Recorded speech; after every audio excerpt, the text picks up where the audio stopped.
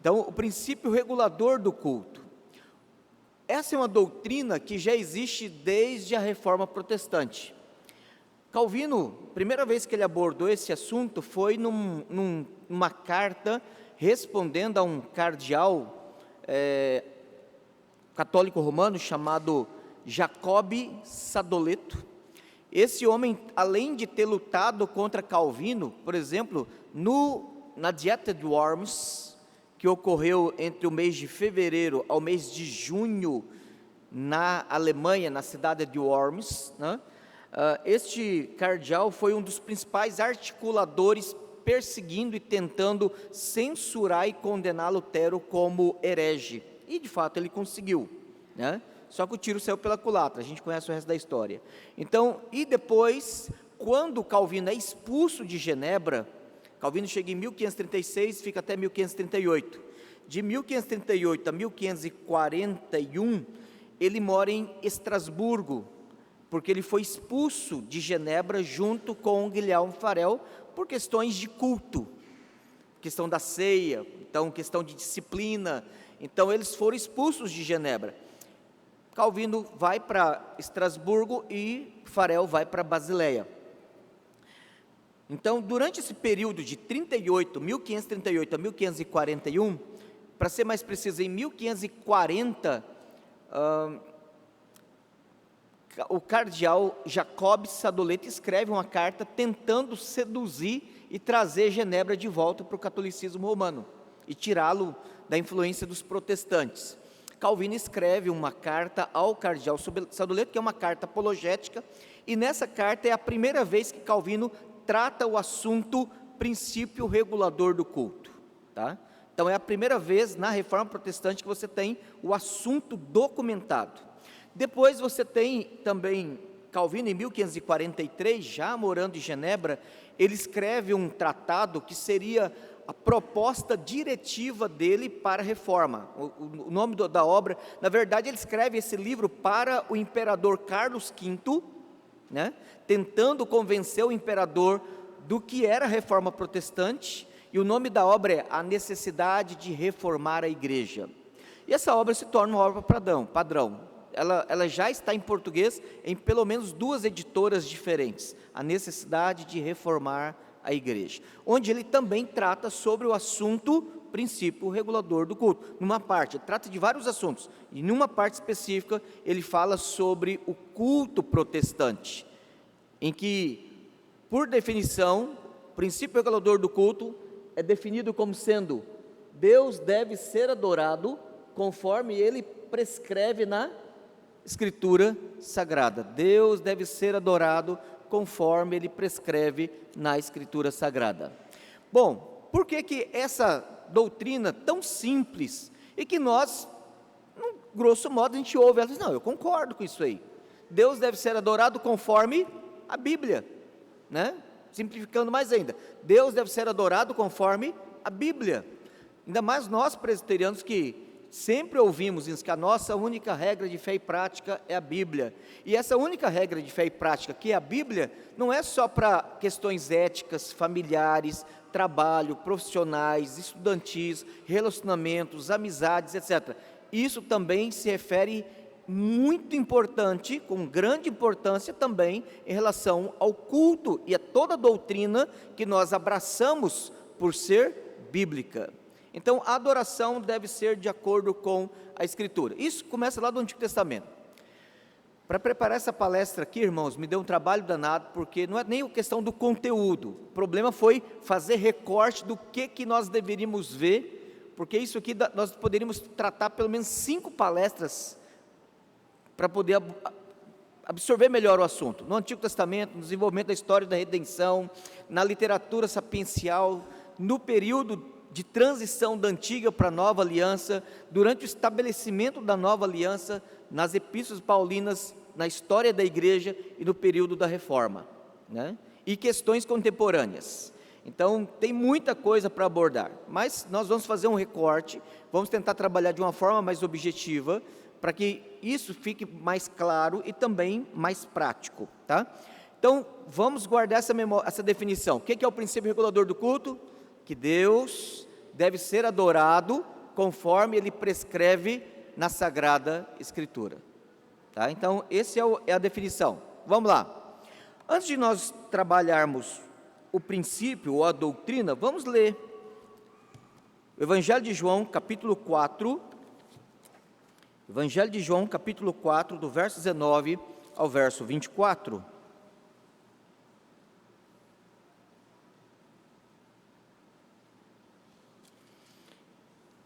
Evangelho de João, capítulo 4, do verso 19 ao verso 24.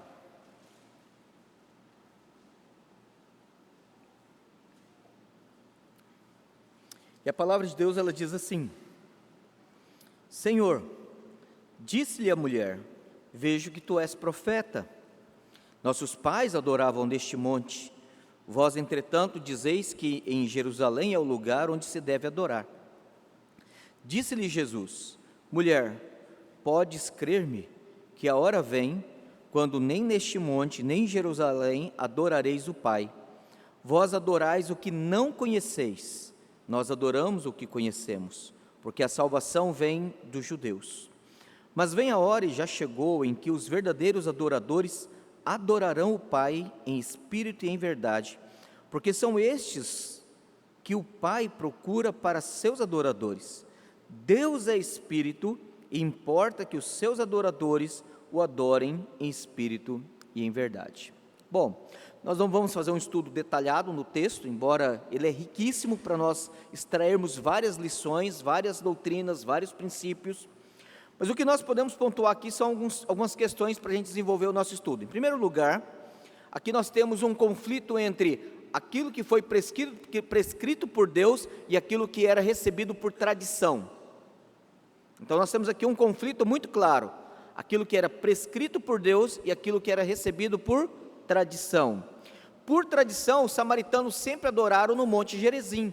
Se você olhar no Antigo Testamento, você não vai encontrar em nenhum lugar nenhuma determinação, nenhuma prescrição, nenhuma ordem de Deus dizendo assim: adorem, façam um templo em Gerizim e lá ofereçam sacrifícios a mim. Lembra quem foi que construiu o templo em Samaria para que o povo não descesse e adorasse em Jerusalém? Os reis do norte. Porque quando o reino do sul, quando Israel dividiu nos dias de Roboão, e logo em seguida outro rei o substituiu, já nas tribos do norte, está lembrado de geografia, né? O reino era um só, sobre Saul, Davi, Salomão, Roboão. Roboão, filho de Salomão. Roboão é aquele camarada que assume o trono, e aí, em vez de ouvir a experiência dos sábios, dos conselheiros do seu pai, foi lá nos amiguinhos dele e falou assim: aí, o que vocês mandam? Chega junto e pega pesado. E a palavra dele foi dura, e ele dividiu o reino. Aí as tribos do norte, as tribos do sul. As tribos do norte passaram a ser chamadas de reino do norte, ou reino de Israel, porque Israel até então era todas as 12 tribos, mas na divisão, por causa da maioria das tribos, o nome de Israel, ou tribo do norte, passa a ser com o norte. Judá, ou reino do sul. Bom, só lembrando esse detalhe aí, né? Roboão e a descendência de Davi passam a governar em Jerusalém, continuam governando em Jerusalém o reino do sul. O reino do norte passa a ter como capital quem? Samaria. E aí os reis do sul perceberam o seguinte: olha, se o povo continuar descendo para adorar no sul, o que vai acontecer? Eles vão querer reunificar, e aí nós vamos perder o privilégio de sermos reis. Vamos construir um templo em Samaria. E aí construíram. Esse templo ele perdurou até o ano 18 a.C., quando os judeus instigaram os romanos. Os romanos invadiram a Palestina no ano 58 ou 48 a.C. E uma das coisas que eles fizeram, e aí instigados pelos judeus, é que no ano 18 a.C., eles foram lá e destruíram o templo samaritano. A briga entre eles já era longa. Lembra que desde os dias de Neemias, quando houve o retorno da Babilônia, a animosidade entre samaritanos e judeus já era estabelecida. Por causa da destruição do templo, a coisa ficou pior. essa mulher, ela testemunha ainda lá por volta do ano 35 depois de Cristo, né? Porque outro detalhe de cronologia que eu não vou entrar aqui. Então, ela nessa conversa com Jesus, o que ela faz? Nós adoramos aqui os nossos pais. Olha o verso 20. Os nossos pais adoram nesse monte. Qual que é esse argumento? O argumento da tradição.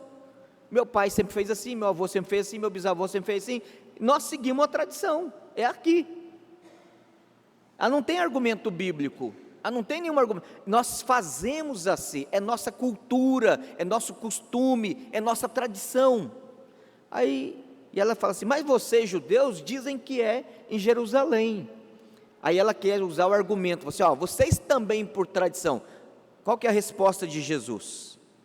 Falou: não é por tradição.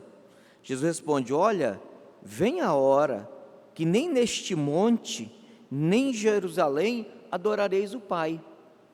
Porque a prescrição de adorar a Deus era em Jerusalém, no templo de Jerusalém, onde eram oferecidos os sacrifícios, os rituais, as festas, as consagrações, os ritos de purificação, o dia do perdão, tudo era em Jerusalém. O sacerdócio, a escala sacerdotal, a escala sumo sacerdotal, e tudo era feito lá. Mas aí um outro detalhe interessante, Jesus fala assim: vai chegar uma hora, e ele vai depois dizer, e essa hora chegou, que não se adorará mais em Jerusalém. Por quê? Porque a adoração em Jerusalém, embora prescrita e dentro do princípio regulador, encaixado, trabalhado dentro da antiga aliança, por isso que seria bom a gente estudar isso aqui, mas não vai dar tempo, né? Dentro do Antigo Testamento, da antiga aliança, ela cessaria. Por quê? Porque Cristo é o sacrifício perfeito, Cristo é o mediador da aliança, Cristo é o sumo sacerdote, Cristo é a obra perfeita. E a gente vê isso onde? No livro de Hebreus, né? Então, Cristo é a obra do templo, Cristo é a realização da reconciliação. Então, tudo aquilo para onde, para quem, todos os oficiais, os sacrifícios, os animais, toda a obra de reconciliação que era realizada no culto do templo, apontava para Cristo.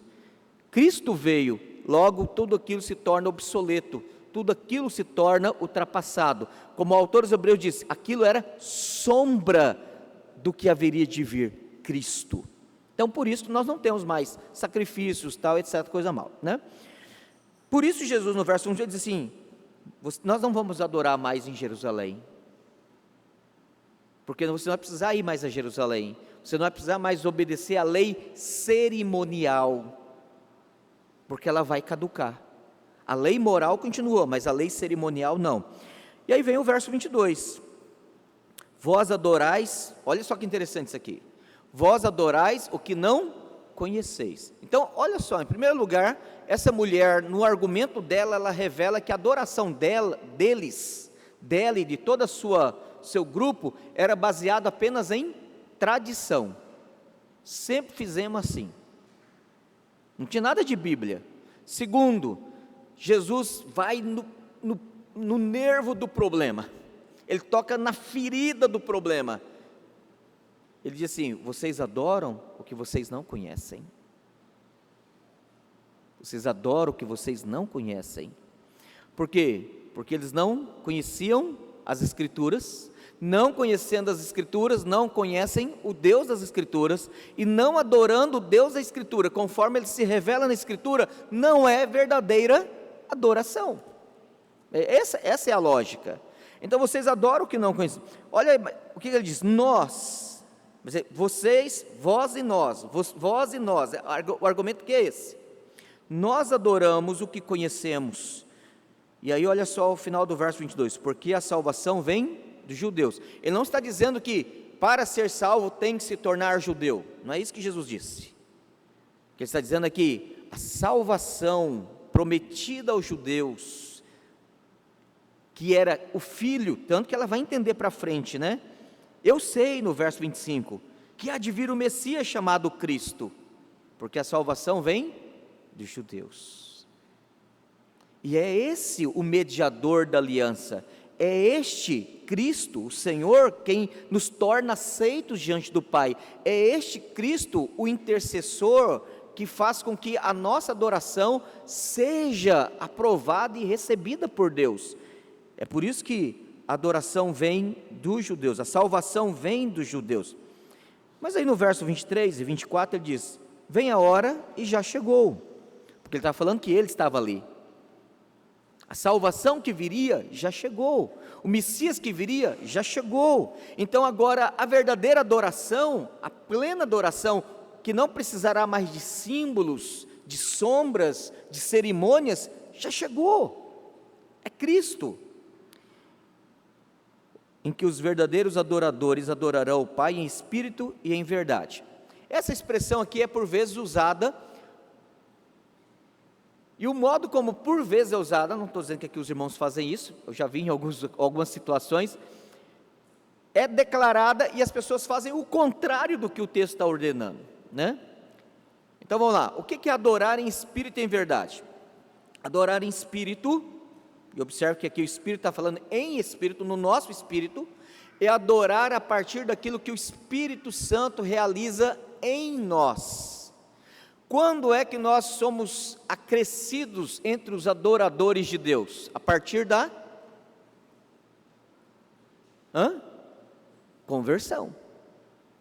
Então, a partir do momento que o Espírito Santo nos regenera, a partir do momento que o Espírito Santo nos imputa a justiça de Cristo, a partir do momento que o Espírito Santo produz fé para que creiamos na Escritura, creiamos em Cristo, olhemos firmemente para o autor e o consumador da nossa fé, a partir do momento que o Espírito Santo produz em nós arrependimento, para que tenhamos alegria, temor, tristeza pelo nosso pecado, satisfação na presença dEle, gratidão, comunhão com Ele, a partir da conversão, a partir do que o Espírito Santo realiza em nós. Não é à toa que aqui no capítulo 3, verso 8, quando Nicodemos conversa com Jesus, e ele pergunta assim: mestre, como é que eu faço para entrar no reino dos céus? Qual foi a resposta de Jesus?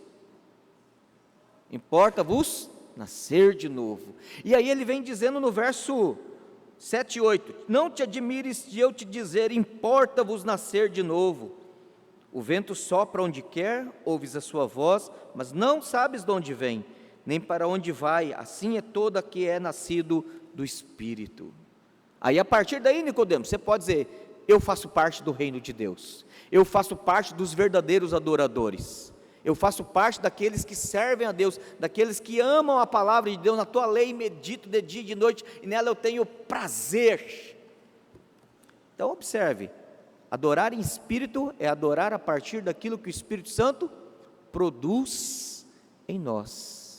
Ele produz a salvação, Ele produz a santificação, Ele produz o temor, Ele produz em nós a mente de Cristo, Ele produz em nós as virtudes de Cristo, que é o fruto do Espírito, Ele produz em nós os dons para servirmos, inclusive no culto, e aí nós podemos adorar a Deus em espírito. Entendeu o que é adorar em espírito? Tudo bem? O que é adorar em verdade? E aí, no Evangelho de João, se você pegar uma chave bíblica, uma concordância, e verificar todas as vezes que ocorre a palavra verdade ela é usada para duas situações: para referir-se a Cristo, Ele é a verdade, ou para referir-se ao Evangelho de Cristo, a palavra de Deus. Então, adorar a Deus em espírito é adorar a partir do que o Espírito produz em nós. Então, é o Espírito e a palavra. Então nós devemos adorar com o Espírito e a palavra, na dependência do Espírito com a palavra, e aí, em verdade, é de acordo com aquilo que Deus prescreve, com aquilo que Deus nos ordena, com aquilo que Deus nos ensina. Isso é adorar na palavra, em verdade, porque a tua palavra é a verdade. Então, isso é o que o Evangelho de João nos aponta. Bom, Deus é Espírito, verso 24. É interessante, de todos os atributos de Deus, por que Deus é chamado? Jesus não poderia falar assim, porque Deus é amor, Deus é bondoso, porque Deus é soberano. Mas por que Jesus fala, Deus é Espírito? Dentro dos atributos de Deus, o atributo chamado espiritualidade, tem a ver com a simplicidade. Deus é Espírito, importa, olha a mesma expressão, né? Importa que você nasceis de novo. Aqui ele usa a mesma expressão para falar, importa o quê? Que os seus adoradores o adorem em espírito, ou seja, a partir do novo nascimento, a partir das regras do reino, a partir da vontade de Deus, a partir daquilo que Deus realiza em nós. É o mesmo raciocínio. Mas ao lembrar que Deus é Espírito, é adorar a Deus com simplicidade. O que é simplicidade? O culto, ele não tem pompa, o culto, ele não tem honras a homens, o culto, ele não é um show. Deixa eu contar uma ilustração aqui, uma experiência que eu tive.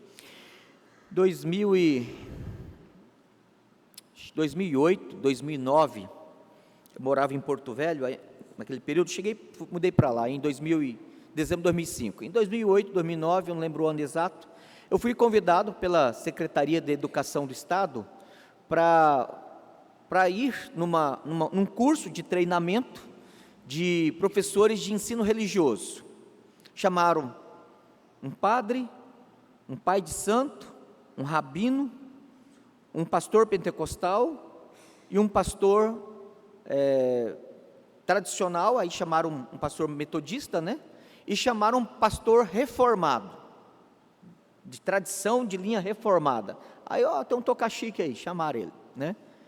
Aí fomos lá, e cada um de nós, cada um desses líderes, né, tinha que, em 10 minutos, fazer um resumo da doutrina, do culto e das características religiosas da sua matiz, né, do seu grupo doutrinário. 10 minutos, eu falei assim, rapaz, é um desafio muito grande, né, mas também, imagina, nós éramos 6, ia ser 1 hora falando, né, então, aí chegou lá o pastor pentecostal, não, no nosso culto a gente dá liberdade para o Espírito Santo vem, faz, e a gente não sei o que, né, aí o padre falou, não, a gente tem uma liturgia centrada na missa, que é a hóstia, então o ponto forte é a hóstia, em que o pão ele transforma-se, e aquele momento é o momento do mistério, né, aí o pastor Batista falou, não, a gente canta, prega, canta, prega,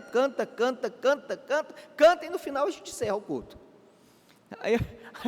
Aí o pastor reformado que falou, não, o nosso princípio regulador, tal, é a adoração de acordo com a palavra, e assim, aí de repente o rabino, chapéuzinho, com aquela trancinha do lado, terno preto, camisa branca, pegou lá e falou assim, olha, porque a tradição judaica, todo animadão assim, toda a tradição judaica, aí todo mundo de pé, eu falei, eita pega, eu não fiquei de pé, eu sou muito arisco, sabe, eu sou macaco velho, então a gente não bota a mão na cumbuca de graça assim, de jeito nenhum, sabe, assim, lá, vamos ficar de pé e tal, aí ele começou, vamos lá, vou ensinar para vocês uma música hebraica,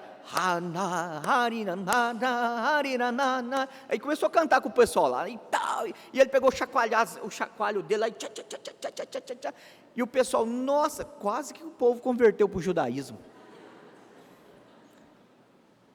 Aí eu fiquei olhando aquele troço, eu falei assim, que é isso, gente? Por quê? Porque o judaísmo, ainda hoje, mantém muito do simbolismo, do cerimonialismo, e as pessoas gostam de circo. Se você chegar e explicar, olha, é assim, assim, assim, não pastor, mas a gente tinha que dar não, Deus é Espírito, e importa que os seus adoradores adorem em Espírito, é a simplicidade do culto. Deixa eu contar uma outra ilustração. Minha esposa, ela não é profissionalmente, mas ela também sabe Libras, linguagem brasileira de sinais, e no nosso primeiro pastorado, lá em Cerejeira, foram 6 anos, nós tivemos contato com vários surdos nas cidades e montamos um trabalho de evangelização com surdos, chegamos a ter 18 surdos na igreja, discipulavam, os acompanhavam, faziam aconselhamento, né, e etc. Uma dessas surdas, chamada Catiúcia, o nome dela, se converteu mesmo, sabe? Pensa numa menina que virou crente, presbiteriana daquela assim, era surda, mas a bicha era, sabe? Não tinha nenhuma limitação nela. Foi lindo o dia que ela foi no conselho fazer o exame da profissão de fé. Os presbíteros, não, a gente vai só perguntar se ela crê em Jesus. Falei, não senhor, vocês vão perguntar tudo que vocês perguntam, igual um ouvinte, predestinação, batismo infantil, tudo. E ela respondeu assim firme, e os presbíteros e a Vanessa lá interpretando, né? Bom,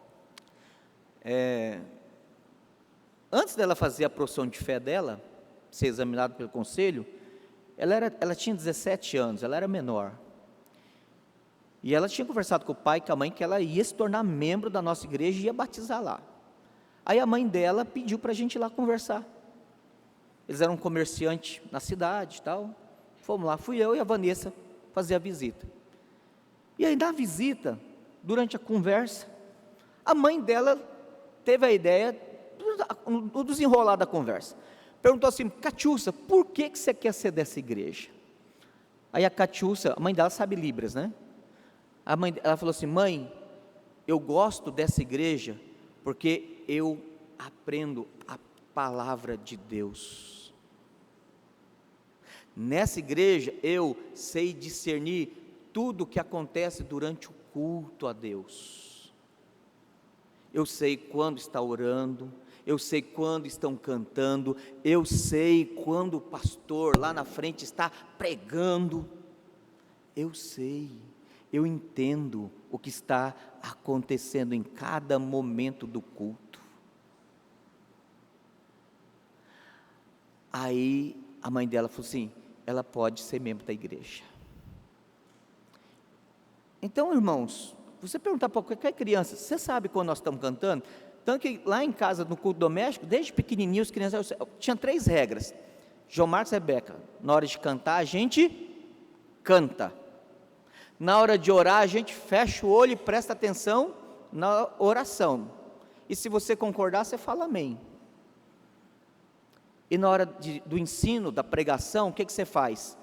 Olha com reverência para a palavra de Deus e ouve o pregador, porque Cristo está falando com você. Silêncio, porque Deus está no seu santo templo.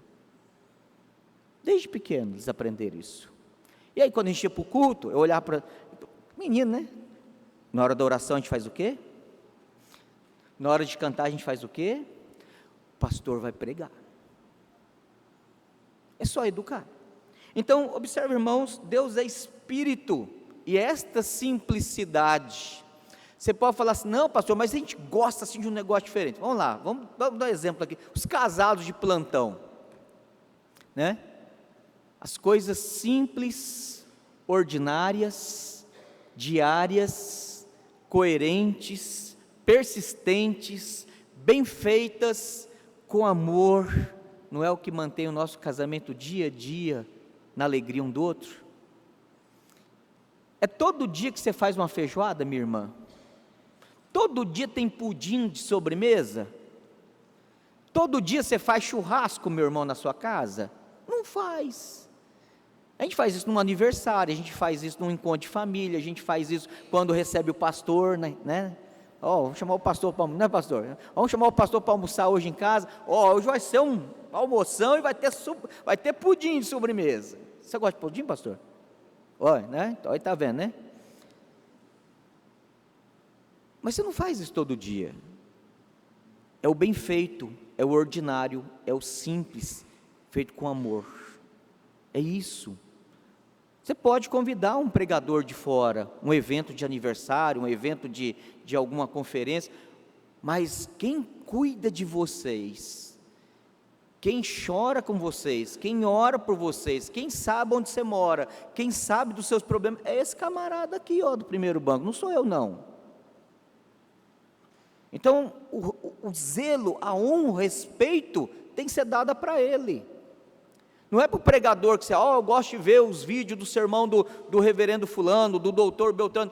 É o sermão dele bem feito, dedicado, trabalhado, que você tem que honrar, porque Deus vai sustentar você domingo a domingo, semana a semana, é nesse púlpito aqui, é nos pés dele ainda aconselhar você, visitar você, repreender você, chorar com você, animar você. Ficou claro isso aqui, irmãos? Então, quando alguém fala assim, vai na internet, pastor, você é meu pastor. Eu falo, não te conheço, não sei onde você mora. Se você quiser um conselho, eu posso te dar, mas seu pastor é o seu pastor, que você vive com ele, né? Bom, deixa eu deixar desse recado de lado, vamos voltar aqui para o nosso estudo, né? Bom, vamos lá. Então, olha só, o Senhor diz que Deus, Ele é Espírito, e adoramos Ele com simplicidade. Ficou claro João 4, 19, 24?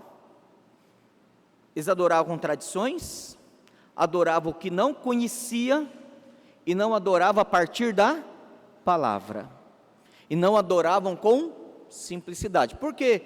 Imagina só, tradição e tradição que os samaritanos exerciam, certamente alguém foi inventando alguma coisa e colocando no meio da conversa. Se você pegar, por exemplo, uma missa católica romana, estou falando mal não, estou só dando um exemplo. O padre usa batina, tem todo um ritual, tem um candelabrozinho lá do incenso, tem lá o padre, na hora que vai pegar a hóstia, ele fica de costa, levanta, aí vira, come, bebe, vai lá para frente, pega o acólito. O que é acólito? Você sabe o que é acólito? É a palavra bonita para coroinha. Coroinha é apelido, o nome correto litúrgico é acólito. Bonito, né? Então, se você conhecer um corinho, você fala assim, acólito, né? Aí vai lá com o acólito, tal, que ele vai ficar com a bandejinha para não cair o pão, né, a hóstia, e as pessoas entram na fila. Você fala assim, de onde é que veio essa liturgia? Na Bíblia não está isso. Alguém foi acrescentando, geração a geração, alguém foi mudando alguma coisa, outro foi copiando, e pronto. Quer ver, deixa eu dar um exemplo aqui. Existem algumas alterações que podem ser proveitosas. Quer ver? Não estou criticando não, tá, gente? Equipe de música, eu me nego a chamar de equipe de louvor. Equipe de louvor, começa com aquele camarada de camisa verde lá na porta. Como é que é seu nome, irmão? Diácono. Carlinhos? Então, quem que é a equipe de louvor da igreja Presidente Taubaté? Hoje, agora, começa lá com o diácono. Diácono Carlinhos e termina aqui com o pastor Everton. Essa aqui é a equipe de louvor da igreja Presidente Taubaté. Sem me diminuir, não estou diminuindo, não estou minimizando a importância da dedicação, do zelo dos irmãos que são músicos. Músico é músico. Não é levita, não é equipe de louvor. Equipe de louvor é a igreja. Você tem equipe de música, você tem os músicos, são só para a gente vai criando uma nomenclatura que não existe. Ministro de adoração. Tempo atrás, eu trabalhei com o pastor Rogério, como meu auxiliar, 9 anos lá em Porto Velho. Ele é músico mesmo. Pensa num cara que brinca com música, fantástico ele. Vale uma hora chamar ele para dar uma oficina sobre música. E aí, um dia ele conversando com o camarada, ele falou assim, quem que é você? O cara falou assim, o meu ofício na igreja é ser adorador. Eu falei, eu pensava que essa era um chamado para todo crente. Então o pessoal começa a inventar esse negócio, e aí começa a virar tradição. E você pergunta, qual a base bíblica? Não, a gente sempre fez assim. E aí algumas tradições é de memória curta, porque se você falar assim, outro detalhe importante para o pessoal mais antigo aí, antes da década de 80, tinha equipes de música nas igrejas? Não estou dizendo que é ruim, que não deve ter, tá, gente? Não tinha. Então, uma coisa que veio para ajudar, é útil, em algumas igrejas atrapalha, em algumas igrejas até divide igreja, mas que pode ser útil na igreja, quando corretamente ocupando o seu lugar dentro do culto. Estão percebendo? Como que algumas coisas vão surgindo, vão cristalizando, e se você tentar corrigir, se der problema, dá problema maior ainda. Não estou dizendo que é aqui, eu não sei de nada, tá, gente? Não estou dando direto nada, eu não perguntei nada para o pastor não falou nada para mim. Então, antes o pastor, o pastor está mandando recado. Estou não, porque assim, isso aqui é problema que a gente vê de Apoque a Chuí, tá bom? Então vamos lá. Vamos agora passar. Vamos pensar em 3 pontos interessantes aqui que são necessários. Primeiro, o pacto das obras exige que todos os seres humanos devem adorar a Deus e obedecê-lo perfeitamente conforme Ele ordena em sua palavra. Dentro da teologia do pacto, ou teologia da aliança, que nós cremos nela, a teologia do pacto diz que Deus tem uma aliança com o seu povo, Deus tem uma aliança consigo, e Deus tem uma aliança com toda a humanidade. Essa aliança é uma só, ela tem relações distintas e direções diferentes, só isso. Então, essa aliança ela é tríplice, mas é uma só, igual a Trindade. Deus é um, mas são 3 pessoas. Então, a aliança ela também é tríplice, mas ela é uma só. Então, às vezes ela é chamada de aliança da redenção, aliança das obras ou aliança da graça. Ou aliança ou pacto é a mesma coisa, tá? Pacto da redenção, pacto das obras ou pacto da graça. O pacto da redenção, só resumindo rapidinho esse assunto aqui, o pacto da redenção é o pacto eterno. Na eternidade, quando Deus, somente Deus, e em Deus, ninguém além de Deus existia. Então o Pai, o Filho e o Espírito Santo fez uma aliança consigo mesmo. E eles então decidiram criar todas as coisas, planejar todas as coisas. O ato do pacto da redenção é chamado de decretos, os decretos eternos de Deus. O pai, mais ou menos assim, o pai conversou com o filho assim, nós vamos criar a humanidade, vamos criar todas as coisas, vamos colocar lá um casal, vamos fazer um pacto de obras com eles, vamos exigir que eles nos adorem, nos obedeçam perfeitamente, e se eles cumprirem o pacto das obras, nós vamos recompensar eles com um pacto de vida eterna. Só que, para que nós possamos manifestar maior glória na nossa criação, nós vamos entregar esse casal, Adão e a varoa, para que eles possam então cair na desobediência. E aí, vindo o pecado no mundo, nós vamos amaldiçoar, e aí nós vamos fazer um pacto de graça, onde o filho, viu filho? O pai falando com o filho, você vai assumir a natureza humana, tornar-se um descendente deles, e você vai redimi-los como o segundo Adão. Então Deus fez um pacto consigo mesmo, estabelecendo um pacto que faria com Adão e Eva, para que pós-queda, o pacto da graça de Cristo com aqueles que o Pai lhe deu, pudesse ser realizado. Tá? Pacto da redenção, feito entre as pessoas da Trindade.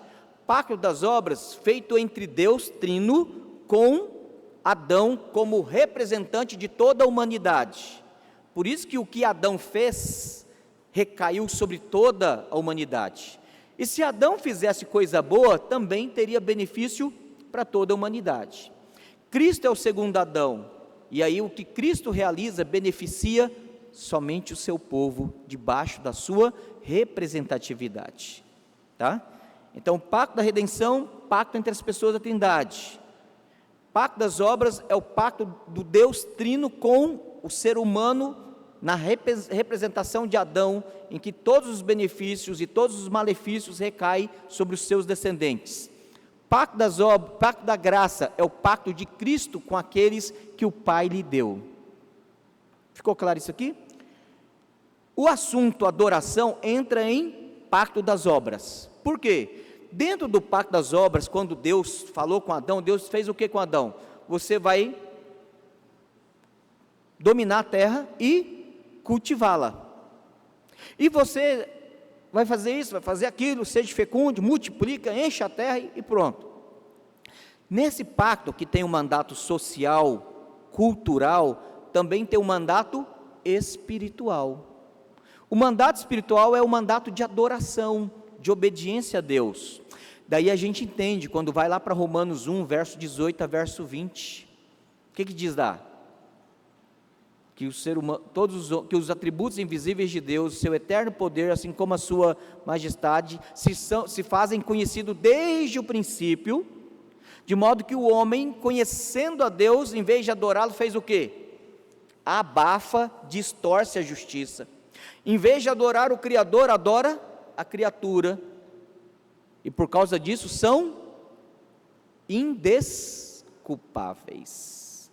Então, o primeiro argumento de Paulo na Epístola aos Romanos para dizer que o homem merece ir para o inferno, não é por causa da desobediência da lei, mas é porque não adora a Deus conforme ele prescreve.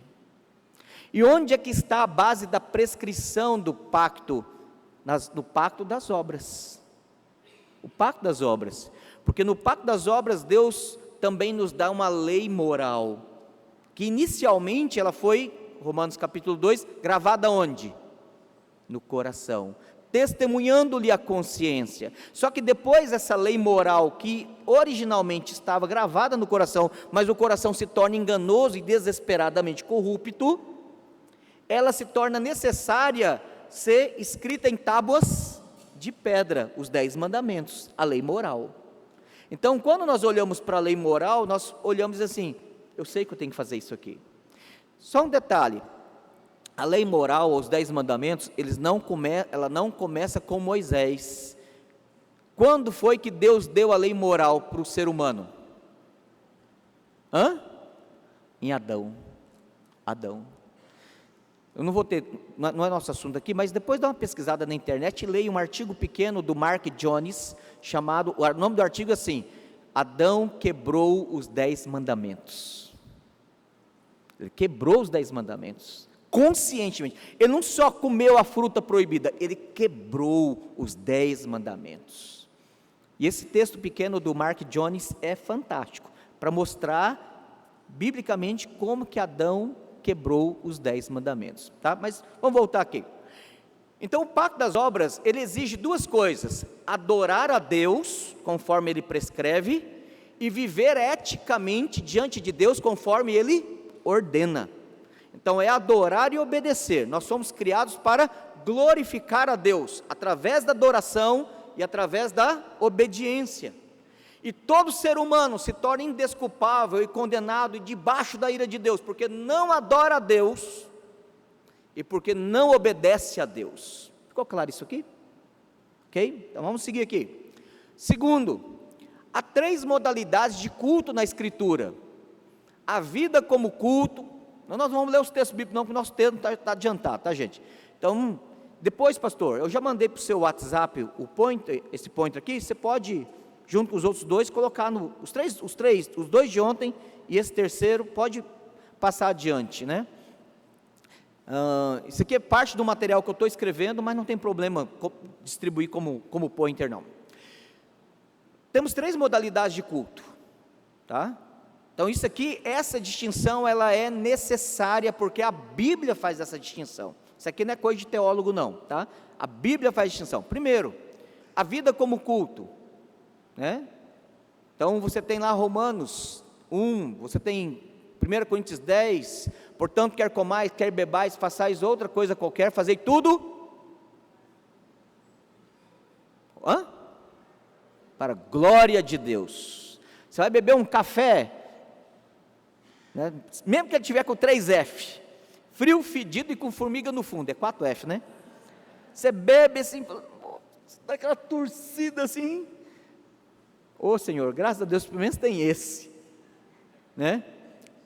Em tudo você dá glória a Deus, em tudo você agradece, em tudo você tem contentamento, para a glória do Senhor. Então, em tudo que você vai fazer, você vai trabalhar, você está obedecendo a lei moral. Por exemplo, você que é encanador, eletricista, dentista, qualquer professor, quando você está trabalhando e dando qualidade de vida na vida da pessoa a quem você está prestando o seu serviço, na vida de quem você está dando qualidade de vida, você está cumprindo qual mandamento dos 10? Rápido, gente, nosso tempo está rodando. Qual mandamento você está cumprindo? Qual? Fala mais alto aí. Se errar não tem problema, a gente só te bota o rótulo de herege. Qual que é? 6º mandamento. O que diz o 6º mandamento? não matarás. Não matarás é só quando a gente não mata que a gente obedece? Não, o sexto mandamento, o princípio propositivo dele, diz o seguinte: você deve produzir vida.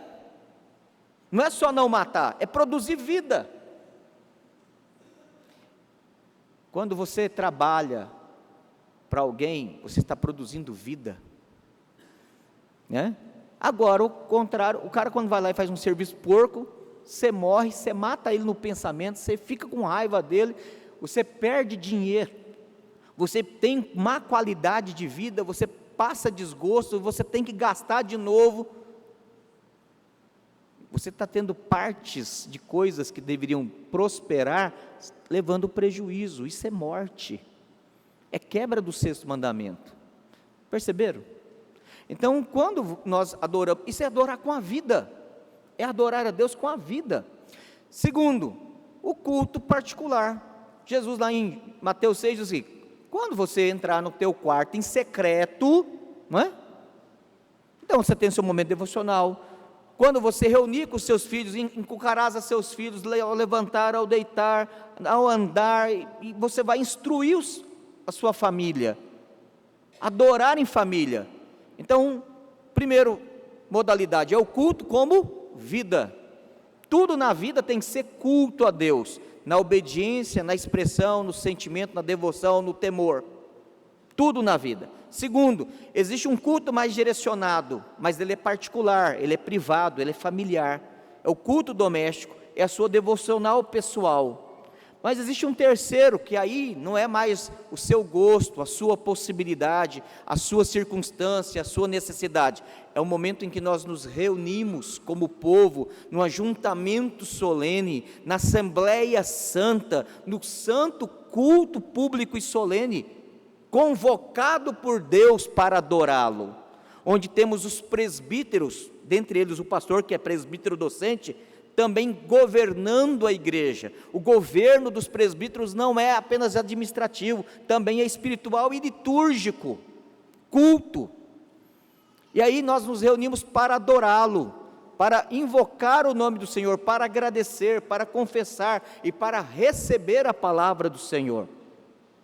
Todo culto começa com a convocação de Deus do seu povo: vinde, adoremos, celebremos o nome do Senhor, né? Vamos lá, terceiro ponto, ficou claro isso aqui? Então quando alguém fala assim, tudo é culto, não, é verdade, tudo é culto, mas não confunda a vida como culto. Por exemplo, você está tomando banho, né? Você que às vezes canta, você canta no banheiro? Canta no banheiro, Senhor, tal, está cantando lá, tal. Você não vai adorar, não é a mesma coisa quando você está aqui agora. Em casa, quando você faz sua devocional, seu culto doméstico, você senta no sofá, bota o pé em cima do sofá, né, tal, etc. Você está na sua casa. Existe um referencial de reverência, porque também não vamos fazer o culto doméstico masticando chiclete. Né? Lá não tá, ninguém mastica chiclete durante o culto, não.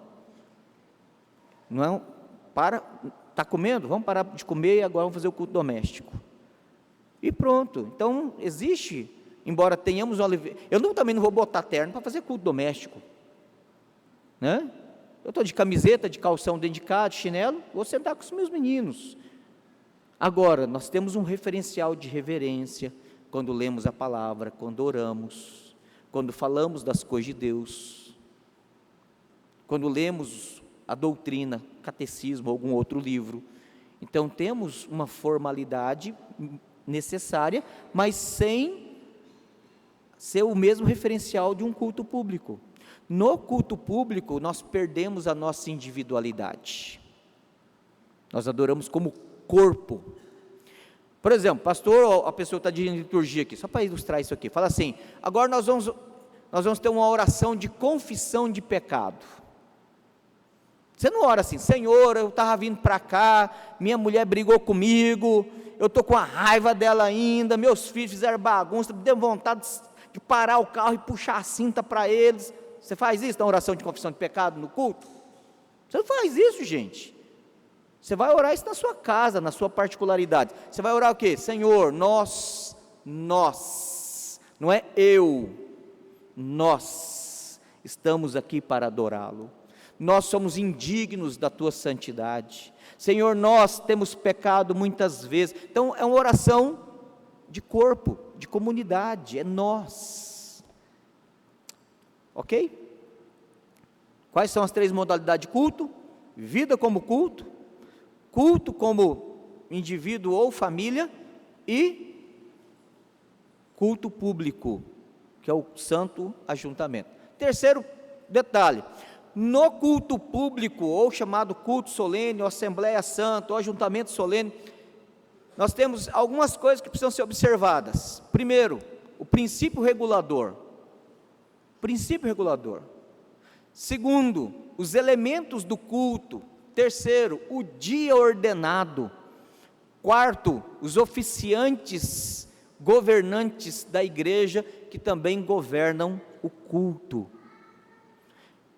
Vamos pincelar rapidinho. Princípio regulador nós já estamos trabalhando. Segundo, os elementos, nós vamos ver daqui a pouco. Terceiro, o dia ordenado. Eu só vou tocar nesse assunto aqui porque, pastor, a gente pode adorar, fazer culto a qualquer dia da semana. Não. O culto solene, o culto prescrito é no dia do Senhor. A gente pode realizar uma cerimônia de gratidão, chamar até de culto de gratidão, um outro dia de aniversário, de inauguração, de presente, de realização, de sobrevida, de recuperação de uma enfermidade? Pode. A gente chama de culto de gratidão. Mas o que a Bíblia chama de assembleia, de ajuntamento solene, é no dia do Senhor. Porque, por exemplo, vamos dar um exemplo aqui. Estudo de doutrina bíblica é que dia da semana, pastor? Não, durante a semana não tem? Quinta-feira. Na quinta-feira tem o estudo bíblico, né? Pastor, é o senhor que desenvolve o assunto, né? Às vezes a gente chama de culto de doutrina. Não chama às vezes? Culto de doutrina. Não é culto, é uma reunião em que nós estudamos doutrina. Por que, pastor, você está sendo zeloso com o uso do termo? Por exemplo, no culto de doutrina, a gente às vezes tem batismo, ceia do Senhor, ordenação de diácono e presbítero. Está vendo que não é a mesma coisa? A gente reúne com que finalidade? Estudar a Bíblia ou algum tema doutrinário. Não é culto.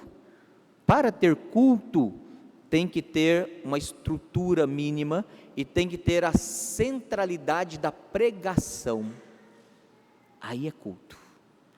Tem que ter a possibilidade de outros elementos como ceia, batismo e ordenação poderem ocorrer.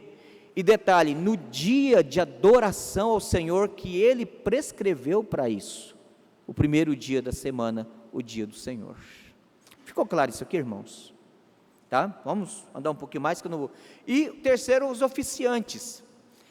O ano passado um jovem chegou em mim, ele tinha vindo de uma igreja pentecostal e estava membro na sexta igreja. E aí ele, conversando comigo, ele reclamou: pastor, eu estou aqui já tem 2 anos, e tem 1 ano que eu me tornei membro, quando é que vocês vão deixar eu pregar na igreja?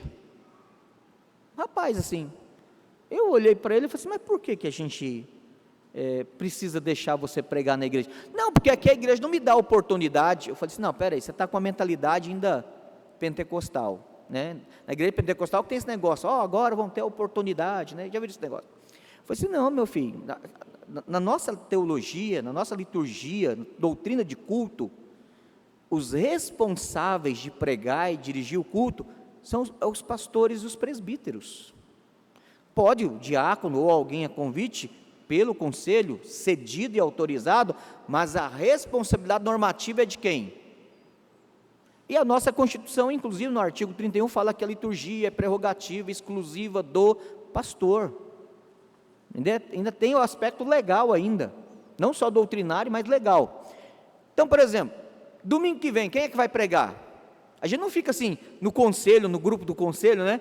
Quem vai pregar, quem vai pregar, quem vai pregar? Não, o conselho já sabe, a igreja já espera, e todo mundo já tem certeza que o pregador é quem?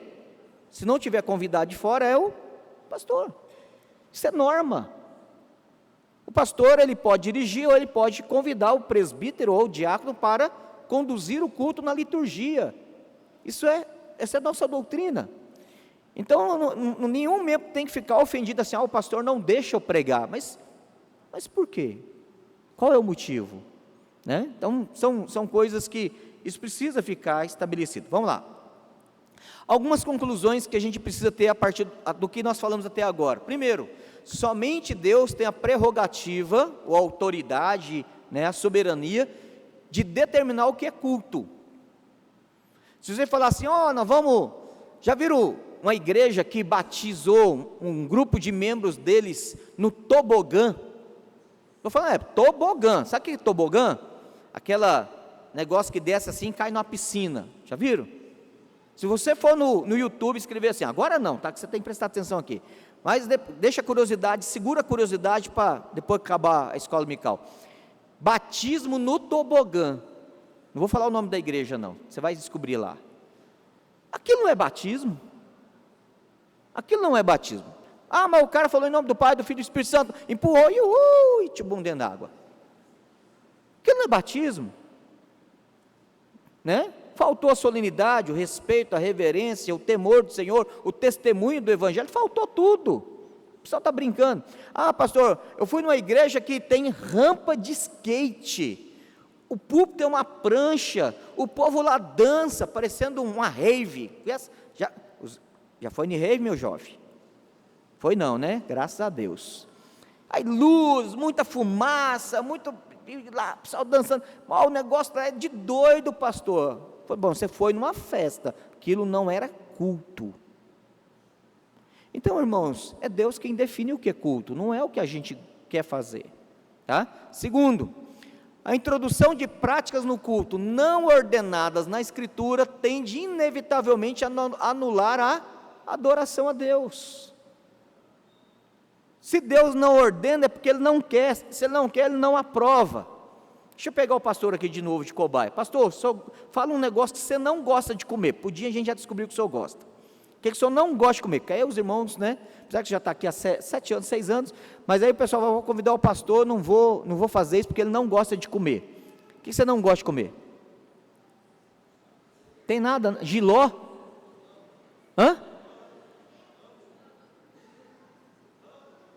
Ama? Nossa, Pai do céu, o senhor tem defeito de fabricação. Vamos, o quê? Jaca? Jaca, pronto, o pastor não é muito chegado em jaca, daquela babenta ainda não, mas, né, tem a jaca da mole e da dura, né, você conhece a diferença.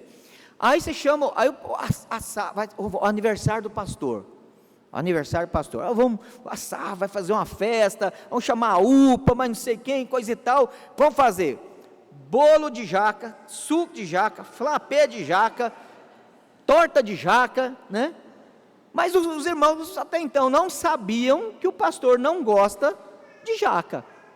A irmã que fez o flapé gastou tempo, com dedicação, o outro que fez o suco, deu trabalho de subir lá naquela árvore, cortar aquele negócio, descer com aquele troço desse tamanho assim, sem machucar, machucou tudo, porque é cheio de carocinho, né? Aí vai cortar, dar aquela babeira na mão, para tirar tem que ser com óleo de soja, e aí fica aquele troço gosmento na mão, mas é por amor ao pastor, a gente está fazendo isso aqui, coisa e tal.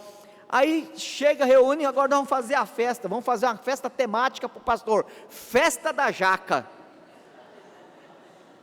O pastor vai olhar e falar assim, gente, eu agradeço o carinho, eu reconheço a dedicação de vocês, eu sei que vocês fizeram com muita consideração por mim, mas eu não gosto de jaca, eu não vou comer esse negócio, eu não vou beber o suco, vou beber só para, vou beber para, né, dar aquela bicadinha assim, não vai, não, né, tem gente que empola com esse negócio, né,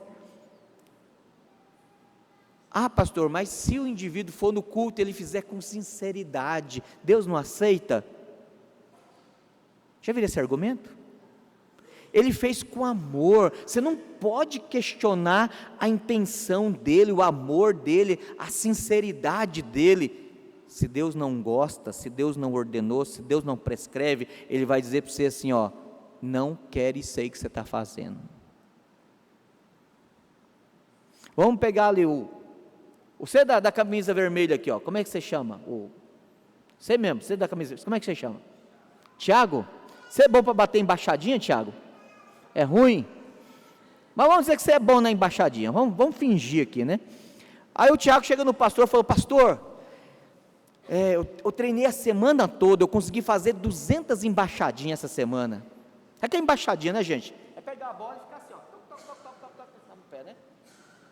Aí o Tiago fala assim: eu queria uma oportunidade na liturgia de domingo à noite, porque eu queria fazer uma embaixadinha para Jesus. Aí o pastor, hora da adoração, invocação, contrição, confissão. Irmãos, agora nós vamos ter um momento do nosso culto da embaixadinha. O irmão Tiago vai poder aqui vir fazer no culto uma embaixadinha para o nosso Deus. Estão percebendo como que? Estou usando aqui um argumentado absurdo, até ridículo. Não estou te ridicularizando não, tá, Tiago? Cria trauma também não. E macho também tem esse negócio de trauma, não. Eu fiquei traumatizado agora com o pastor. Quem vira homem, rapaz, né? Tem que ser o couro grosso, né? Então assim, aí o camarada vem lá: pastor, mas que doideira é essa? Elemento de culto? Não é. Para que você quer colocar isso no culto? Pastor, eu quero ter coreografia. Graças a Deus já passamos dessa fase, né? Coreografia para Jesus. Aí pega as meninas de colã, né? Dançando com aqueles paninhos para lá. E dura que tem igreja ainda que faz essa doideira. Eu fui num culto, me chamaram para pregar numa igreja, no aniversário de uma igreja lá em Rondônia. Cheguei lá, tinha o pastor de jovens, um rapaz, um morenão assim, alto, de quase 2 metros de altura, era o pastor dos jovens. Aí tinha as adolescentes, as meninas tudo magrinhas lá, e aquele marroado daquele tamanho. Aí as meninas dançando com aquela delicadeza, chegou ele, entrou lá, eu olhei aquele negócio e falei assim: rapaz, que quase sangrou meus olhos. Falei: que coisa horrorosa. Não era só ofensivo porque estava sendo realizado no culto, era feio até de ver. Eu falei: não tem nem senso de arte. E aí quer fazer? Não, mas nós estamos fazendo para Jesus. Não, irmãos, esse argumento não serve, porque Deus, Ele não prescreveu, Ele não aceita, é assim que funciona. Não importa a sua sinceridade. Você pegar lá, você conhece urtiga? Conhece urtiga, né? Você pegar uma urtiga, botar umas moça velha, conhece flor moça velha? Vocês conhecem? Não? Ô, gente, mas vocês são muito ruins de planta. Urtiga, tem umas moças velhas, umas plantinhas que nascem assim, igual praga. Aí vamos pegar o Tiago. Tiago, você está com quantos anos, meu filho? 14, vai demorar ainda mais uns 10 anos para você poder namorar, né? Tem que formar ainda, tem que profissionalizar, falar assim: agora meu pai não precisa mais comprar nada para mim, eu já me viro, eu agora posso prometer uma coisa para a moça de série e falar assim: olha, agora é de vero, ou você casa comigo, ou eu caso com você, né? Pronto, aí, mas até chegar essa fase, o Tiago ele vai ter que esperar um pouco, né? Porque as coisas têm norma na casa do pai dele, na casa da mãe deles, não é, Tiago? Negócio, eu sou macho, já. Você pode até olhar para o seu pai de cima para baixo, dizendo: quem que é seu pai? Eu sei que é verdade, você estava lá ontem na pizzaria, é verdade, desculpa, eu esqueci aqui, né? Cabeça está... Ele ainda já está olhando assim, tete a tete já, né? O meu menino, eu já tenho que olhar para cima para ele está maior que eu. Aí de atrás ele falou assim: quis engrossar. Eu falei assim, olhei só para ele, eu nem altero a voz, que a autoridade não precisa de gente alterar a voz, né? Eu falei assim: que foi, meu moço? O que você está nervoso? Eu falei assim: fala com mais respeito, eu sou seu pai. Ele está debaixo da minha autoridade. Tem 17 anos, ele pode ser mais forte que eu, ele é mais forte que eu. Puxa, faz musculação, já está ficando fortinho, mais alto, chega lá todo inchado assim. Eu falo assim: meu filho, eu não preciso disso aqui para te derrubar, não. É minha autoridade. É minha autoridade, não é no braço. Mas se eu precisar te dar no braço, eu também sei dar soco ainda, né? Então, não é, Tiago? Tem norma, não é assim: eu quero, é do meu jeito. Na casa do Senhor, é do jeito deles. Ele é o Senhor, Ele é o Pai, Ele é o chefe da família, tá? Vamos lá. Bom, vamos pular essa parte aqui, não vai dar para a gente ler, senão nosso tempo já está até 10h27 agora. Ó que eu não estou nem sendo como Paulo foi até meia-noite. E hoje à noite não preocupa não, porque como eu tenho ônibus para pegar, o horário vai ser no limite, né? Tá, vamos lá. Então a gente vai pular essa parte aqui, depois os irmãos olhem a confissão de fé, o catecismo maior, o breve catecismo, que fala sobre o princípio regulador do culto, tá? Voltando, Deus deve ser adorado conforme Ele prescreve na Escritura Sagrada. Mas vamos lá, quais são os elementos de culto? O que Deus ordena ter no culto? Oração, salmos, o cântico de salmos, hinos e os cânticos espirituais, né? Então Deus ordena a pregação, que é o centro do culto, quando necessário e oportuno, votos e juramentos. Quando é que acontece voto e juramento? Profissão de fé, ordenação pastoral, ordenação de diácono, ordenação de presbítero, consagração de templo, nós votamos, recebimento de batismo infantil, os pais não prometem, não fazem um voto público, é culto a Deus, e os sacramentos, que são o batismo e a ceia do Senhor. Então esses são os elementos ordenados por Deus, nós devemos fazer isso aí da melhor forma, da forma mais dedicada, mais sincera, mais alegre, mais consagrada ao Senhor. Mas pastor, não está ali dança litúrgica. Davi dançou, ele dançou, mas não era culto não, ele foi dançar quando? Quando ele foi buscar a Arca da Aliança. Quando ele chegou no templo, ele não entrou dançando, ele lembrou lá, guarda o teu pé quando entrar na casa de Deus, meu amigo, você não está aqui agora do seu jeito não, né? Vamos lá, o lugar do sermão no culto, qual é o elemento mais importante do culto? O sermão. Se a gente cantar 2 horas, se a gente orar, ler a Bíblia e não ter sermão, teve culto? Não teve culto. Na igreja romana, na igreja católica romana, o centro do culto da missa é o quê? A hóstia, a Eucaristia. A Eucaristia realizada por um clérigo, padre, bispo, alguém assim. Se tiver só a comunidade, eles podem cantar, pode ter até pregação, pode ter oração, pode fazer tudo, mas se o padre não estiver presente e ele não realizar a hóstia, a Eucaristia, não teve missa. Sabia disso, né? Não teve missa. Na nossa teologia, não é a Eucaristia que é o centro do culto, porque aí não tem Eucaristia, né? No nosso culto, o centro é o quê? A pregação. A gente pode ter apresentação de coral, de cântico, pode ter tudo. Faltou o sermão, não teve culto. Entenderam isso aqui, irmãos? Às vezes eu vejo situações, até alguns vídeos que eu já vi na internet. Hoje vai ser aniversário, não sei o que, né? O pastor não vai pregar, vai ter o coral. Uai, como assim?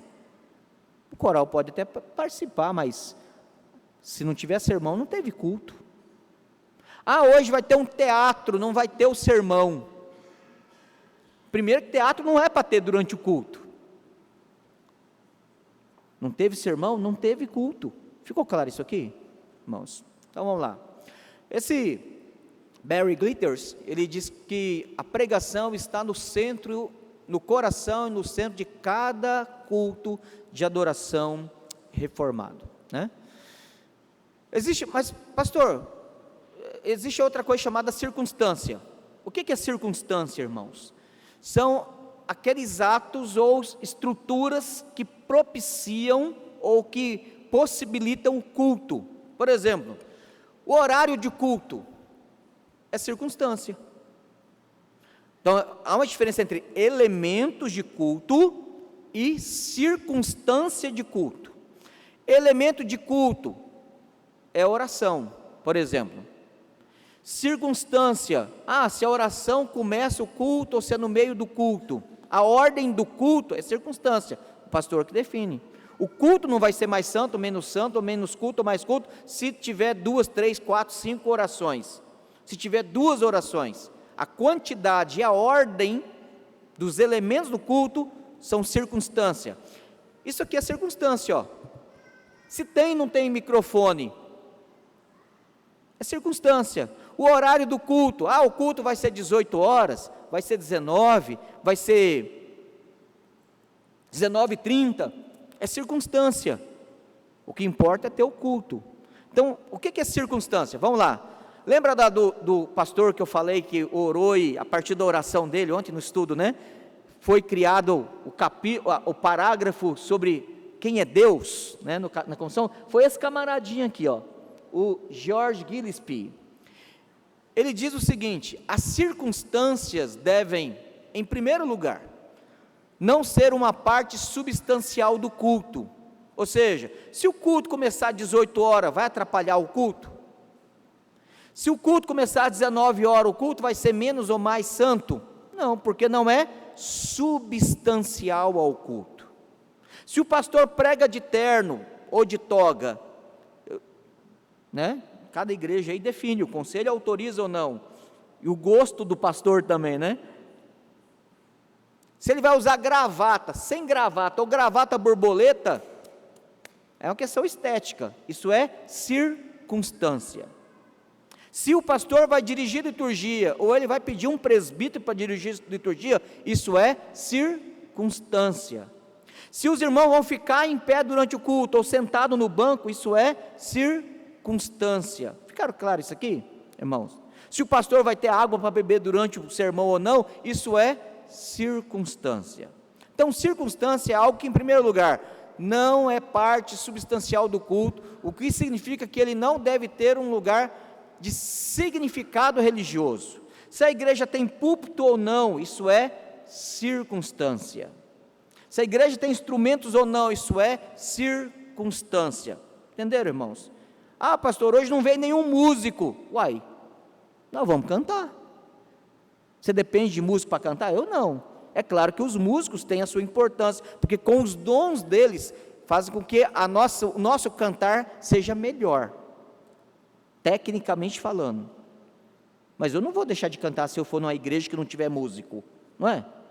Isso não afeta o culto, porque não é substancial ao culto. Segundo, as circunstâncias dizem respeito a questões que facilitem a adoração, mas que não podem ser determinadas pela Escritura. A Bíblia fala que o culto tem que ser às 19 horas? Não. Que tem que ser às 18? Também não. Mas pastor, é melhor a gente fazer às 18, porque daí termina mais cedo, a gente tem mais tempo para conversar, né, aqui entre nós. Se a gente quiser ir lá para a casa do pastor, tomar um cafezinho depois do culto, a gente vai, né? Eu fiquei sabendo que a irmã Sara gosta de um café. Então, hoje eu não vou poder, mas, né? Mas dá, uai. Então assim, facilita.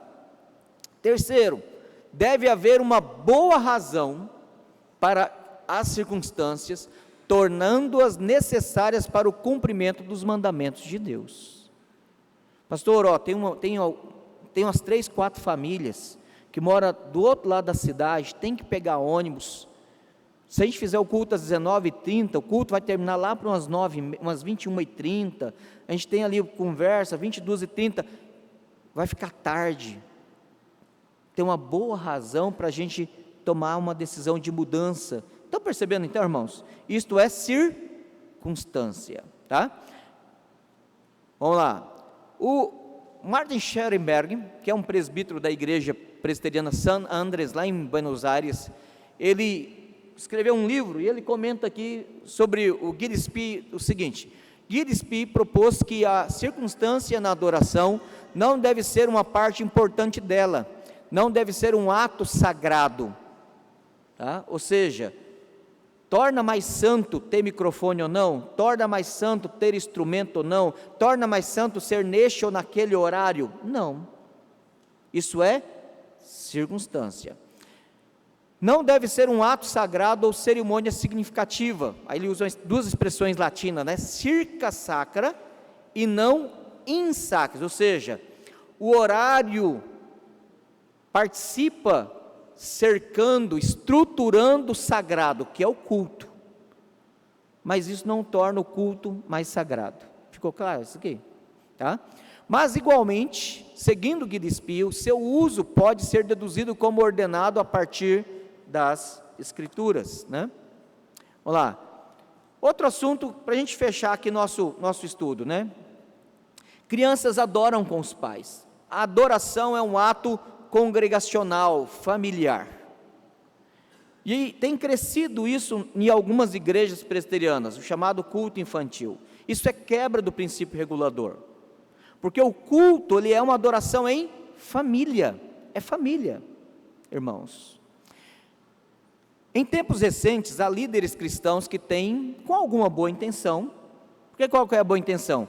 A preocupação didática, dizer assim, não, ela vai para uma sala onde ela vai ter uma linguagem adaptada a ela, não, criança dentro do templo faz barulho, só não tem coragem de falar assim, atrapalha, né? Mas não atrapalha não atrapalha não. Quando seu filho está chorando de madrugada, você faz com ele o quê? Você bota ele na lata de lixo e manda embora? Você vai lá cuidar dele, amá-lo né, educar ele, ajudar ele a controlar os horários, até que depois de uns 2, 3 meses, 6 meses, 1 ano, 2 anos, né, ele vai ajustar no horário de dormir. Mas você não vai pegar seu filho e falar, mãe, pelo amor de Deus, leva esse troço aqui que eu cansei, né? Você não vai fazer isso com seu filho, você educa, faz parte educar filho, começa educando o pai. Chupeta não é para acalmar menina, é para acalmar pai e mãe, né? Então, você que tem que se educar. Pagou lá, o que aconteceu? Faz isso comigo não, moço, que eu estou sem esboço aqui, senão, olha lá, em tempos recentes, então tem alguma boa intenção? Tem, não pode negar a boa intenção, todavia, não é sinceridade, não é boa intenção, não é querer fazer algumas coisas que possam aparentemente, ou até às vezes são em si boas, se elas não forem prescritas na Bíblia, ou se elas contrariarem o que Deus ordena, dá problema, e o efeito vem depois. Mas vamos lá, durante o culto público, ou em alguns casos, desde o início da reunião solene, bebês e as crianças são separadas dos seus pais e levadas para uma sala à parte. Então, isso é o que a gente chama de culto infantil. Mas olha só, vamos considerar algumas coisas. A responsabilidade de supervisionar e instruir é retirada dos pais e transferida para outras pessoas, que também são impedidas de participar do culto público. Além disso, esses pequeninos, são privados de adorar com toda a igreja. Então, alguém pode falar assim, mas pastor, o menininho está lá, está me atrapalhando, eu não consigo prestar atenção no sermão. Jesus disse que o quê? Da boca dos pequeninos, Deus suscita perfeito louvor. É verdade também que o pai e a mãe têm que saber educar o filho, né? Fica quietinho, vamos prestar atenção no culto, o pastor está falando. E se o menininho começar, né, dar aquele momento de sou herdeiro de Adão, né? Vou dar uma birra aqui para envergonhar meu pai. Você pega ele, leva lá na salinha da conversa paternal, né? E usa a vara da sabedoria. João Marcos, quando ele era pequenininho, ele descobriu que ele se fizesse muito mexido na mãe dele, a mãe dele saía com ele no templo para conversar com ele. O que ele começou a fazer? Toda vez que ele queria sair do culto, a mãe dele saiu. Providências de Deus, do lado do templo da primeira igreja de Porto Velho, porque ele nasceu lá em Porto Velho, né? Nós moramos até 2017. Tinha um pé de ingá frondoso, daquele engazinho amarelinho pequenininho assim. Conhece um pequenininho assim? Ele é uma bênção. Tem vara que não acaba mais.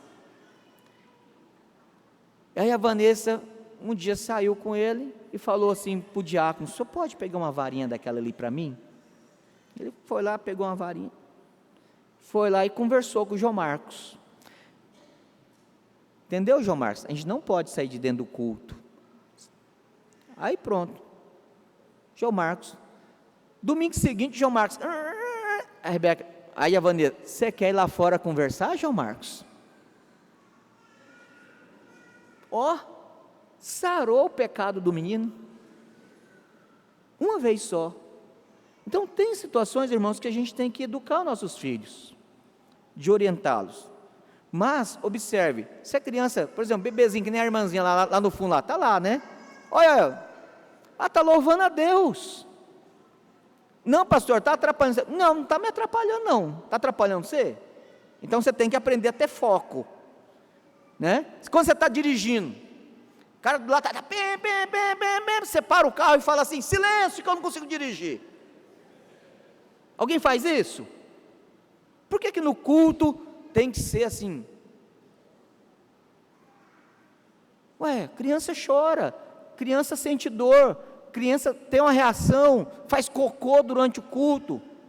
Ela está de cocô na fralda, ela vai chorar, porque está incomodando, né? Você quando teve algum desarranjo intestinal, você não ficou assim, com aquela cara de paisagem, né? Você já vai no banheiro e toma suas providências, mas o bebê que está no colo, ele não sabe fazer isso, gente.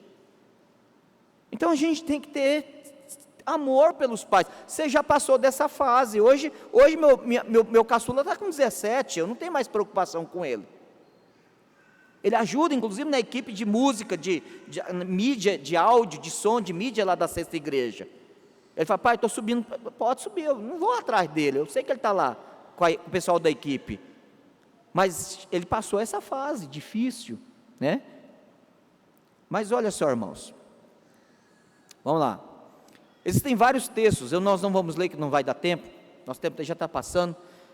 A Bíblia, existem mais, eu selecionei esses 6, fala da adoração com crianças, inclusive texto que fala, crianças que mamam, precisa não ter dúvida, crianças participando do culto, da adoração ao Senhor.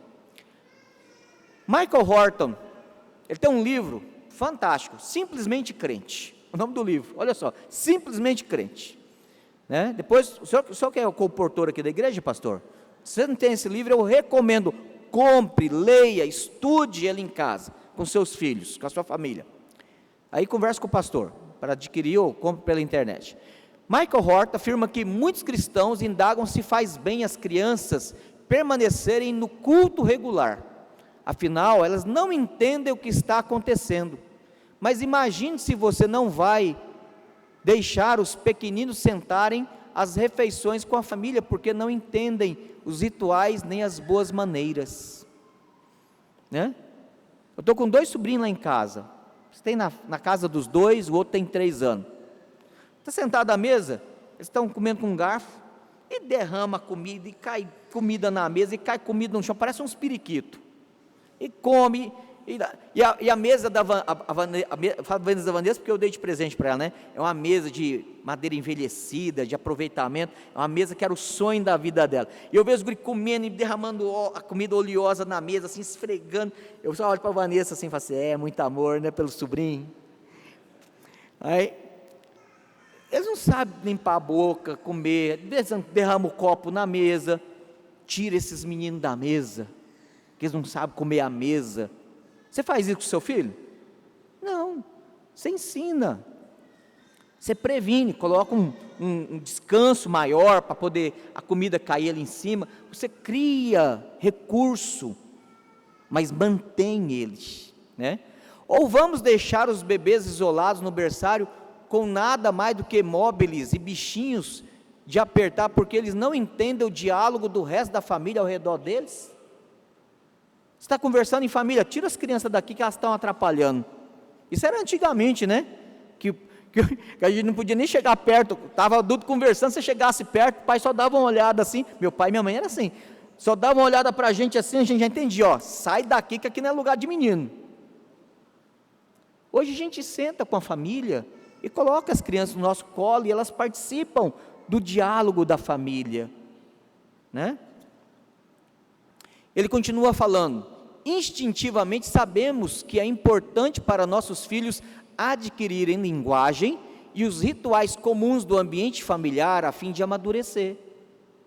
Então, mesmo que elas sujem a mesa, derramem alguma coisa, elas estão aprendendo a comer à mesa. Mesmo que você está, dependendo da conversa, se for uma conversa livre, que não tenha restrição e segredo, você deixa elas participar, porque elas estão aprendendo a interagir com os adultos. Elas estão aprendendo, mesmo que seja uma conversa que não faça parte do vocabulário dela, elas estão aprendendo. O fato dela não saber ou não entender não é motivo para tirar, pelo contrário, é motivo para elas permanecer, porque é permanecendo que elas aprendem. É o contrário. Você pega um menino, leva ele para a escola, você sabe ler? Não, então tira ele da escola. Ué, você faz isso? Não. Você vai colocar lá, você vai aprender. Você tem que aprender. E aprendendo é pelo contato, né? O texto do Horton continua. Sabemos que é importante para nossos filhos adquirir linguagens, rituais comuns do ambiente familiar, a fim de amadurecer. Imagine só, proibir os nossos adolescentes de assistir ao enterro dos seus avós, porque eles não entendem isso. Por que eu tenho que estar lá? Por que eu tenho que ir no enterro de fulano? Tem adolescente que não gosta de enterro. Quando eu era adolescente eu não gostava. Mas meu pai e minha mãe falaram, você vai, para você aprender a sofrer com a família, entender o que é perder um pai, o que é perder uma mãe. Você tem que saber o que é isso. E meu pai e minha mãe me obrigavam a ir. E eu ia, às vezes com raiva, mas eu ia. Hoje eu entendo, eu sou grato a eles, pelo que eles me ensinaram, nesse momento de dor que é o enterro, né? Nós os levamos precisamente para que venham a entender, sabendo que a nossa paciência, bem como a deles também, será recompensada mais tarde, e o acontecimento será oportunidade para a maturidade. Então esse é o ponto, tá? Só que nós temos um outro detalhe ainda, nós temos uma questão legal. A junta diaconal é prejudicada no exercício da autoridade dela. No estatuto padrão da junta diaconal, que a IPB adota, e as igrejas locais também endossam, né? Diz o seguinte, o culto, só um comentário anterior, né? O culto infantil não cabe no nosso sistema, e é a total ausência de menção a ela nos princípios de liturgia. No nosso princípio de liturgia fala que o culto é familiar e pactual, então, ou seja, toda a família participa, e todos que são membros do pacto, ou seja, batizados, devem participar do culto. Tratam e regulam do culto da nossa igreja. A seguinte no manual, no regimento modelo de regimento para a junta diaconal, artigo 2, na letra L, diz assim, isso aqui é para a junta diaconal, viu, junta diaconal, ó, evitar de modo absoluto, ou seja, de jeito nenhum, modo absoluto, trocando linguagem de hoje, de jeito nenhum, né, que haja reuniões em outras salas ou palestras entre membros da igreja ou simples assistentes, dentro do templo ou nos pátios, durante as horas de culto.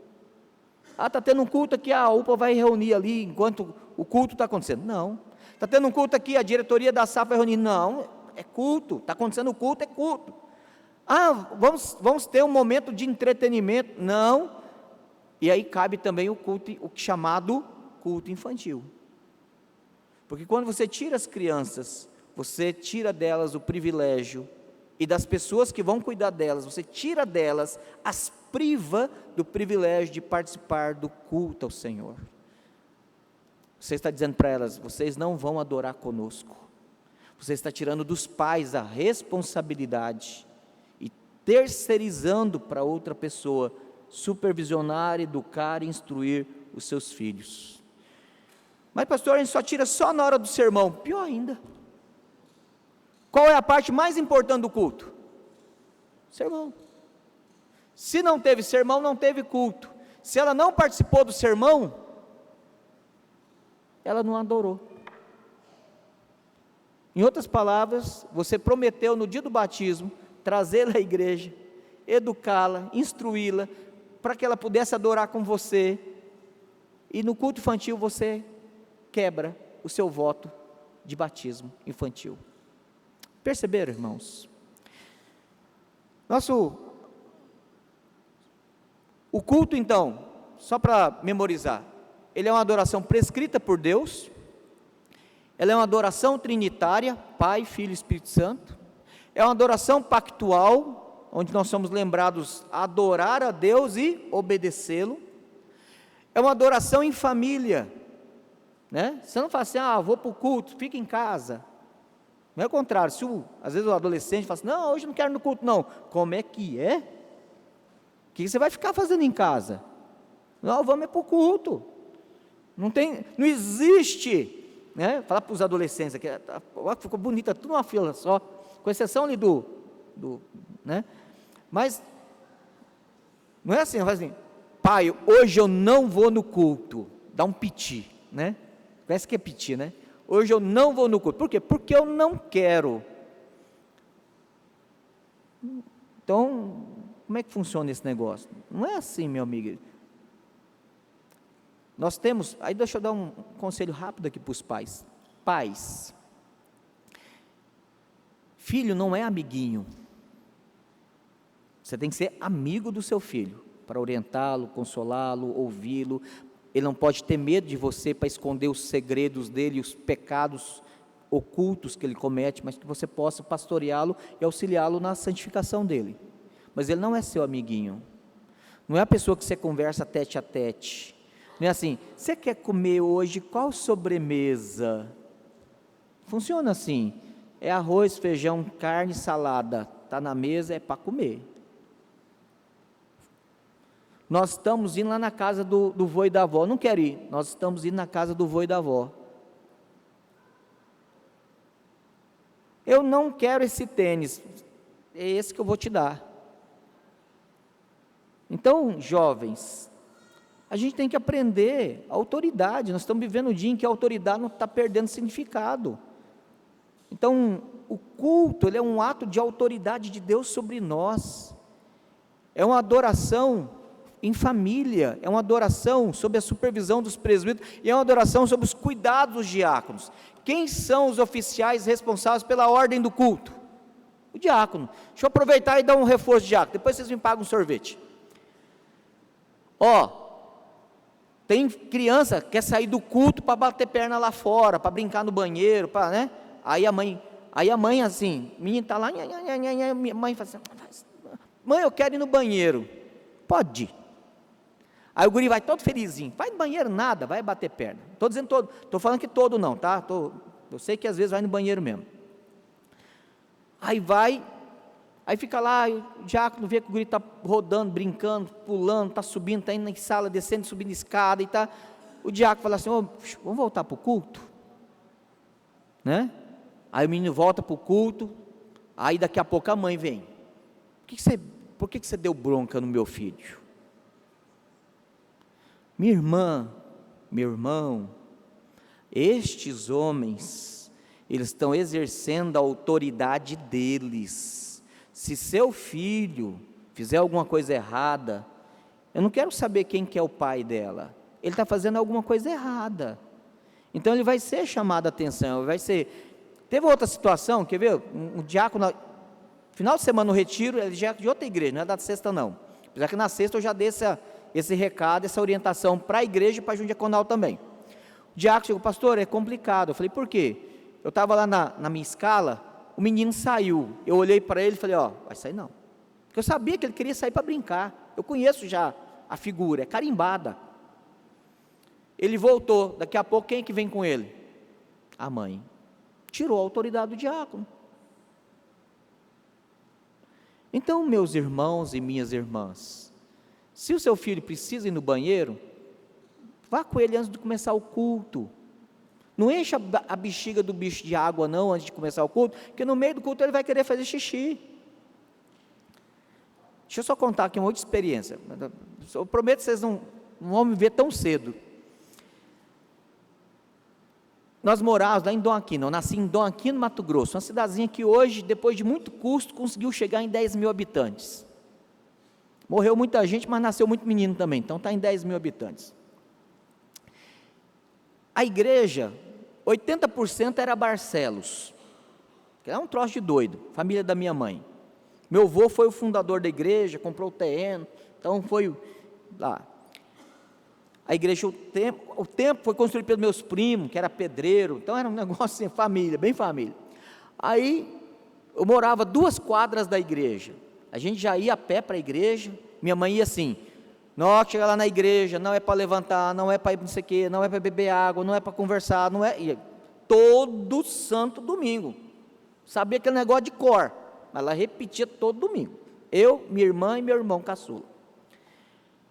Chegava na porta da igreja, ela olhava assim, alguém quer ir no banheiro? Minha mãe hoje é um doce, é uma senhorinha de 76 anos, de cabelinho roxo, uma pessoa fantástica, mima e baba aqueles netos dela, neta de 19 anos, ela fica assim, ai minha pequenininha, não sei o quê, mas quando eu era pequeno era assim, era brava, o negócio era na rédea curta.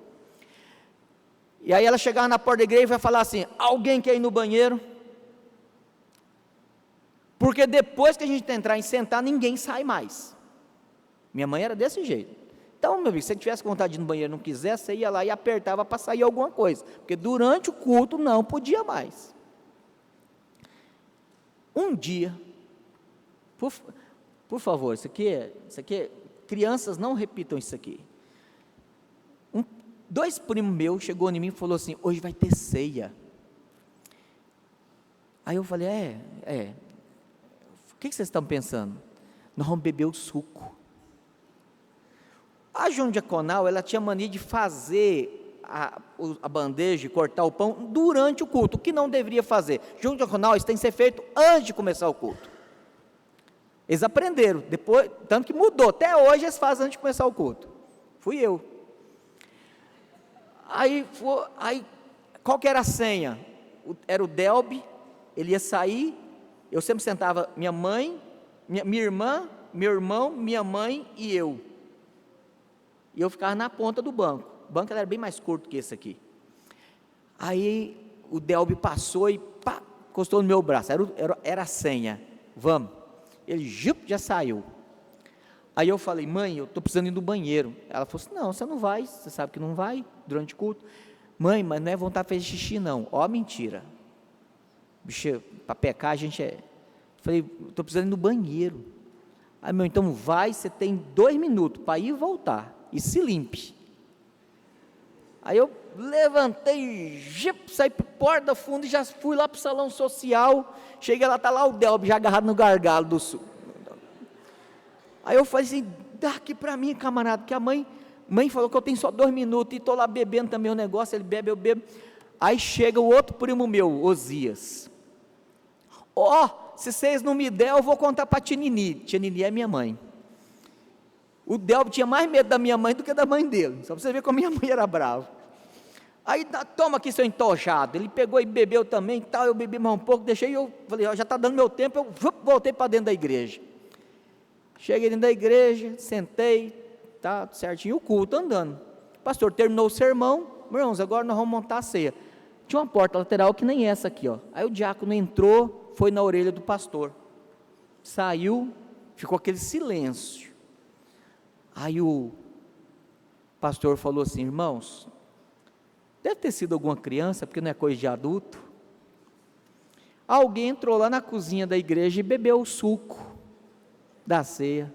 Então hoje nós não vamos poder ter ceia não. E aquele silêncio tenso dentro da igreja. Aí o Osias, fui eu não, mãe, foi o tio Delbi. Reverberou dentro da igreja aquele negócio. A minha mãe só olhou para mim e já me chamou na costela assim, lá em casa a gente conversa. Eu falei, não, morri. A junta diaconal nunca mais deixou para preparar a ceia durante o culto, e eu nunca mais nem cheguei perto da garrafa da ceia. Então a gente aprende a botar ordem nas coisas, só não espera dar problema, porque o problema pode ser muito vergonhoso. Amém, meus irmãos? Deus deve ser adorado conforme Ele prescreve na Escritura Sagrada. Pastor, Obrigado pela paciência, ter aguentado um pouquinho além da conta, mas o assunto eu falei, daria para fazer mais coisa, mas eu tive que enxugar, para a gente poder alcançar o objetivo de finalizar o assunto.